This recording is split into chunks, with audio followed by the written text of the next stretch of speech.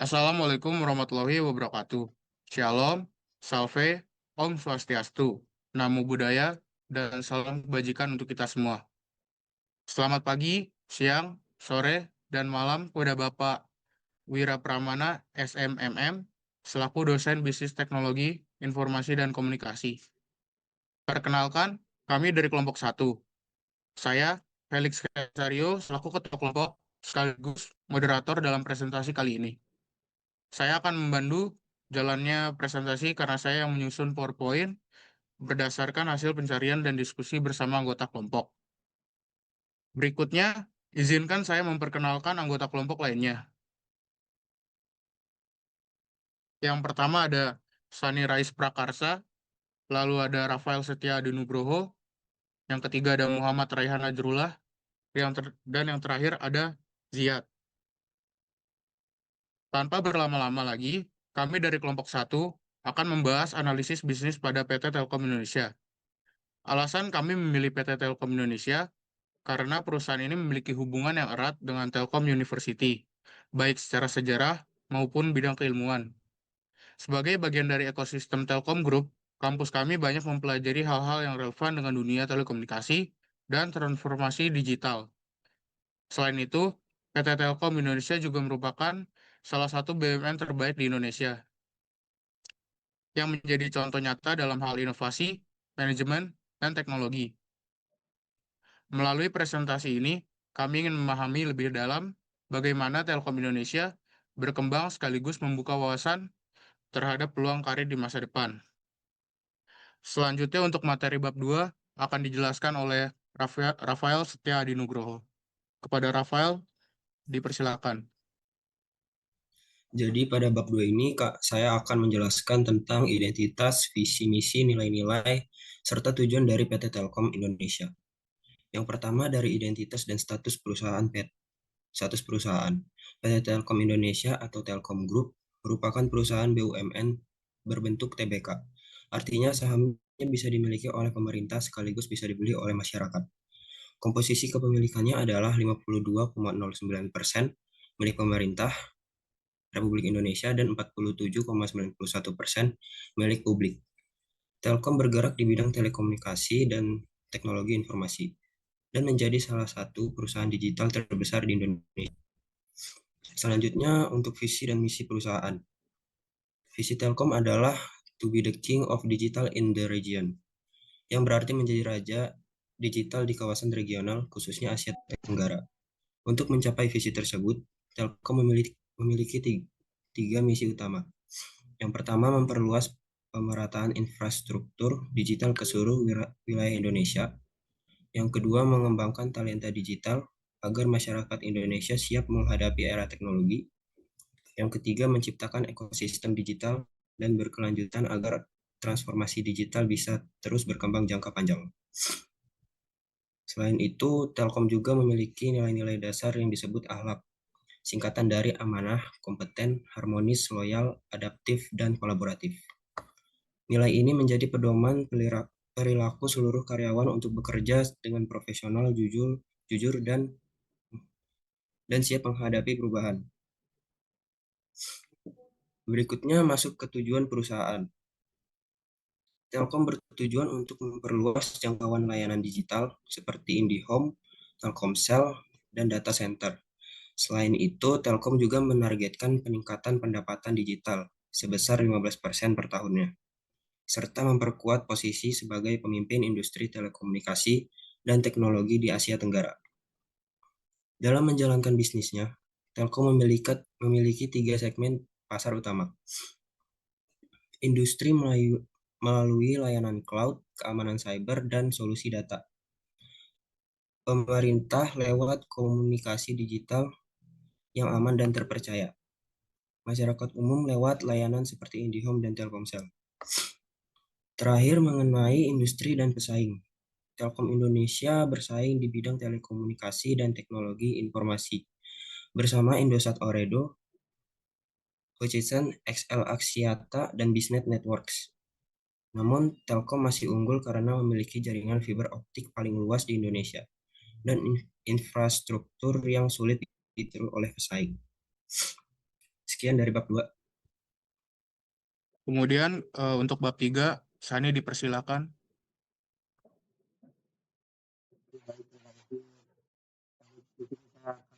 Kan bab 3 yang membahas tentang produk, layanan, dan situs web dari PT Telkom Indonesia. Kita akan mengulas sedikit sejumlah produk utama dari Telkom yang telah menjadi bagian dari kehidupan kita sehari-hari. Yang pertama ada IndiHome. IndiHome ini adalah layanan internet rumah yang menggunakan teknologi fiber optik yang disertai dengan TV interaktif dan layanan telepon rumah. Untuk kecepatannya sendiri dapat mencapai 300 Mbps sehingga ideal untuk kegiatan seperti bekerja, belajar, dan juga untuk bersenang-senang di rumah. Dan yang kedua adalah Telkomsel. Cabang dari Telkomsel yang mungkin paling sering digunakan. Telkomsel memiliki jaringan 4G dan 5G yang paling luas di tanah air serta berbagai aplikasi digital seperti My Telkomsel dan Maxstream, juga dunia games. Dan yang ketiga ada Telkom Sigma. Telkom Sigma ini lebih difokuskan pada sektor bisnis. Mereka menawarkan layanan komputasi awan, pusat dan data, dan perlindungan cyber sehingga tidak sedikit perusahaan dan lembaga pemerintah yang memanfaatkan layanan mereka.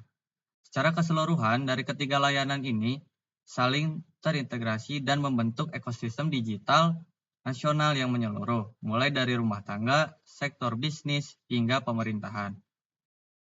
Dan yang kedua ada keunggulan kompetitif.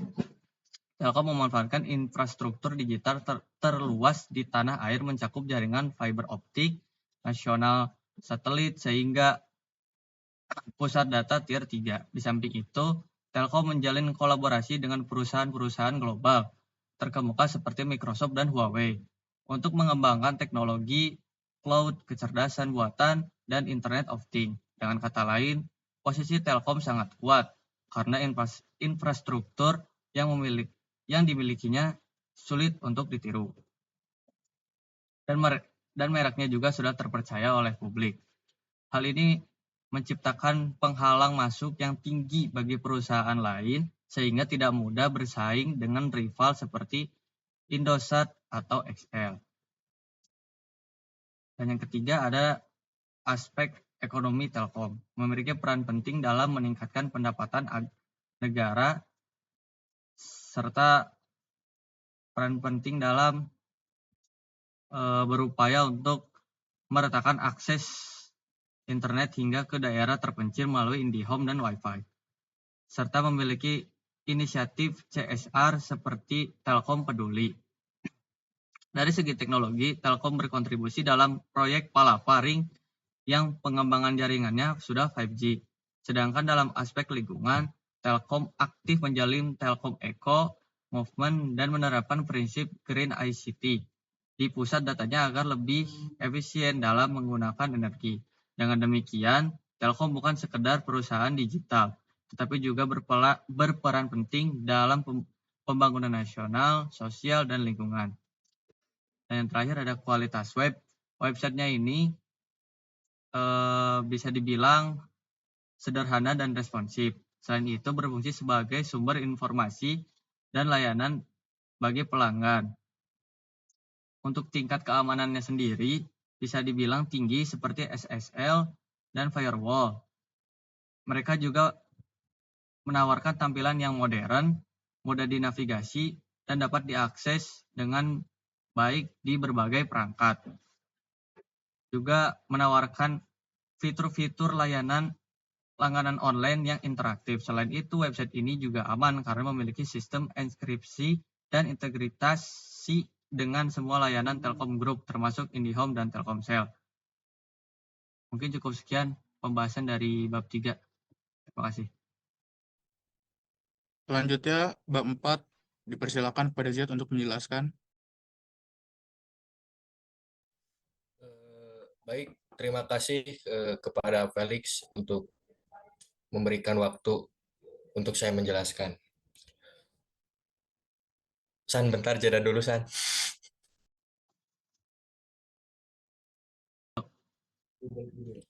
Di sini saya akan menjelaskan tentang bab 4.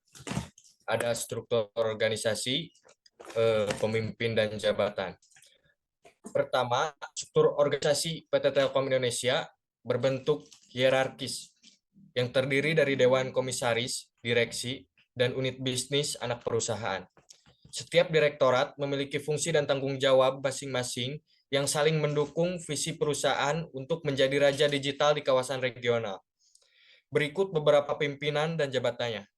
Direktur Utama Budi Setiawan Wijaya yang bertanggung jawab atas strategi transformasi digital nasional.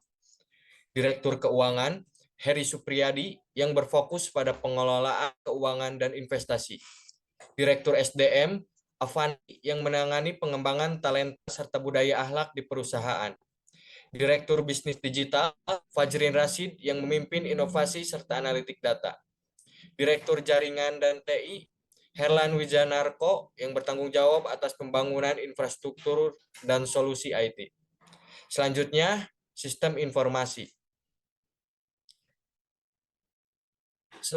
Sistem informasi yang digunakan PT Telkom juga sangat modern dan terintegrasi diantaranya ERP atau SAP untuk integrasi keuangan, SDM, dan logistik. CRM digunakan dalam pengelolaan hubungan pelanggan. NOC dan SOC berfungsi untuk keamanan dan pengawasan jaringan secara real-time. Business Intelligence membantu analisis pasar dan big data. HCIS, sistem yang digunakan untuk manajemen data SDM. Dalam hal tantangan manajemen, PT Telkom terus melakukan peningkatan kemampuan digital para karyawan, kolaborasi lintas divisi, serta adaptasi terhadap perubahan teknologi global agar tetap kompetitif di industri digital yang berkembang cepat. Jadi, dapat disimpulkan bahwa struktur organisasi yang solid dan sistem informasi yang canggih menjadi faktor utama dalam mendukung keberhasilan PT Telkom Indonesia dalam menghadapi era transformasi digital saat ini. Mungkin sekian dari bab 4.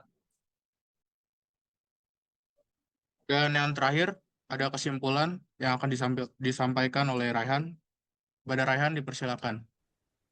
Oke, makasih Felix. Jadi, baik Pak, sebagai penutup dari presentasi kami, bisa kita simpulkan bahwa PT Telkom Indonesia Persero Tbk merupakan perusahaan BUMN yang terbuka memegang peran penting dalam pengembangan layanan digital di Indonesia. Produk-produk unggulannya seperti IndiHome, Telkomsel, dan Telkom Sigma telah menjangkau berbagai segmen, baik individu, bisnis, maupun pemerintah, dengan infrastruktur yang sangat luas, mulai dari jaringan fiber optik, satelit nasional, hingga pusat data modern. Telkom mampu bersaing kuat di industri TIK nasional. Nggak hanya itu, Telkom juga aktif berkontribusi dalam pembangunan ekonomi sosial dan lingkungan, seperti melalui program CSR dan inisiatif ramah lingkungan. Namun, tentu saja Telkom juga menghadapi tantangan. Salah satunya adalah bagaimana meningkatkan kapabilitas digital para karyawannya dan terus beradaptasi dengan perkembangan teknologi global yang sangat cepat. Jadi, secara keseluruhan, Telkom Indonesia adalah contoh nyata bagaimana perusahaan bisa menjadi motor penggerak transformasi digital nasional, sekaligus tetap memperhatikan aspek sosial dan lingkungan. Sekian kesimpulan dari eh, PowerPoint ini. Terima kasih, Felix. Oke. Demikianlah presentasi dari kami kelompok 1. Kami mohon maaf apabila terdapat kekurangan dalam pembuatan PowerPoint maupun penyampaian materi. Terima kasih atas perhatian dan waktu yang telah diberikan. Wassalamualaikum warahmatullahi wabarakatuh. Salam sejahtera untuk kita semua.